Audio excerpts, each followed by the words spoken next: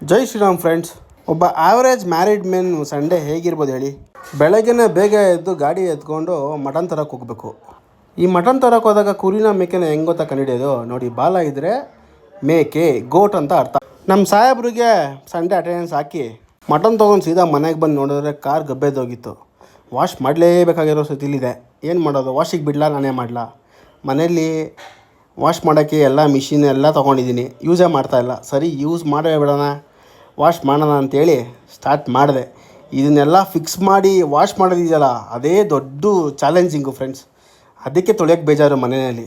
ಆದರೂ ಏನು ಮಾಡಲಿ, ಸಂಡೇ ಅವರು ಅಡುಗೆ ಮಾಡೋವಷ್ಟು ಬ್ರೇಕ್ಫಾಸ್ಟ್ಗೆ ಇವತ್ತು ಮಟನ್ ಬೇಕಿತ್ತು.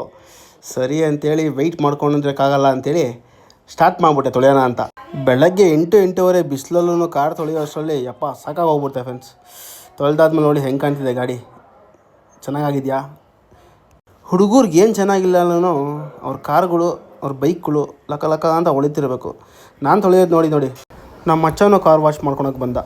ಅವನೇ ವಾಶ್ ಮಾಡಿ ಹೆಂಗೋ ಎಲ್ಲ ಎತ್ತಿಗೆ ಬರ್ತಾನೆ. ಸದ್ಯ ನನಗಂತೂ ಕೆಲಸ ತಪ್ಪು ಅಂದ್ಕೊಂಡು ಬಂದೆ ಮೇಲೆ. ನೋಡಿದ್ರೆ ಮನೆಯವರು ಆಲೆ ಕೈಮಾ ರೆಡಿ ಮಾಡ್ತಾಯಿದ್ರು.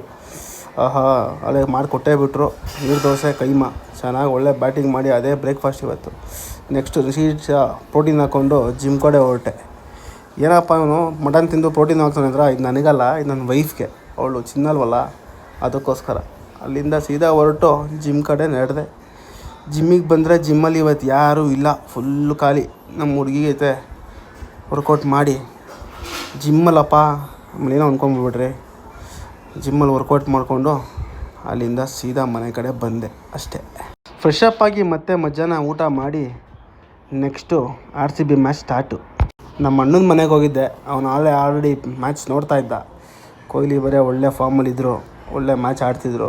ಅವ್ರು ಆಡ್ತಾರೋದು ನೋಡೇ ಗೊತ್ತಾಯಿತು ಇವತ್ತು ಪಕ್ಕಾ ಪ್ಲೇ ಆಫ್ಗೆ ಎಂಟ್ರಿ ಕೊಟ್ಟೇ ಕೊಡ್ತಾರೆ ನಮ್ಮ ಬಾಯ್ಸು ಅಂತ.